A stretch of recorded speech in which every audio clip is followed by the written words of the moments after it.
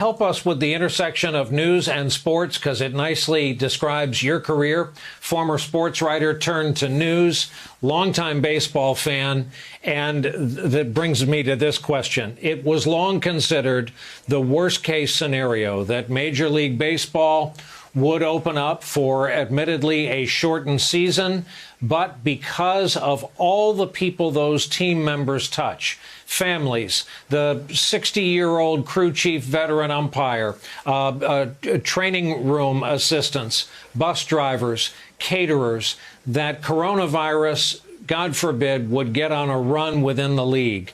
So far, we have a dozen or more positive tests in one team. We've had 3 games postponed.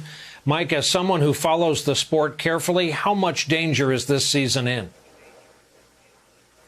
Look, I think this season is in a fair amount of danger, and I think that the commissioner, Rob Manfred, knows that. But he also knew coming in that there were going to be positives. And the question was, what was the threshold, and what is that threshold going to be? It's not going to be an exact science. He basically says that if play comes into question, if teams are so decimated, and so many teams are decimated, then they're going to have to stop play. If it's clear that playing is making it more dangerous for the players, they are going to have to stop it. But I think even at a more basic level, what we see with baseball is an industry opening up.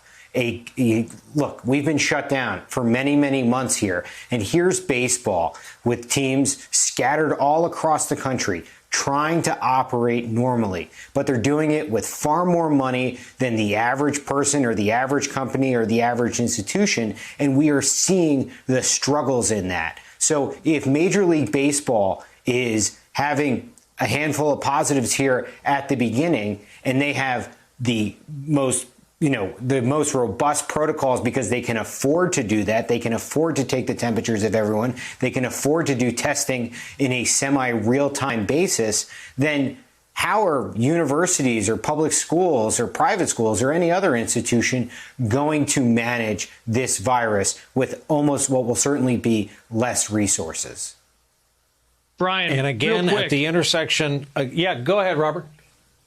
There's a real fear, Brian, inside of the White House that if sports shut down in any way, if college football doesn't happen, if baseball shuts down, that it will affect the president's reelection chances. They were talking about that to me back in March, top White House officials and the president's allies, that they need sports. They need this country moving. It's not just about reopening businesses. It's about sports. And they worry about the political cost of having this all shut down. And I have to say, Brian, disappointed in my own university, Notre Dame, Blue and Gold, said no thanks to the debate today due to COVID-19, a tough decision out in South Bend.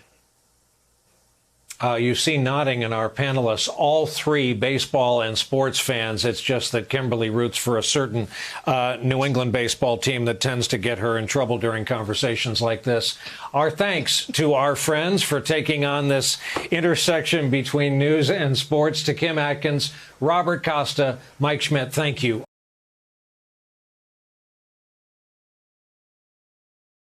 Hey there, I'm Chris Hayes from MSNBC. Thanks for watching MSNBC on YouTube. If you want to keep up to date with the videos we're putting out, you can click subscribe just below me or click over on this list to see lots of other great videos.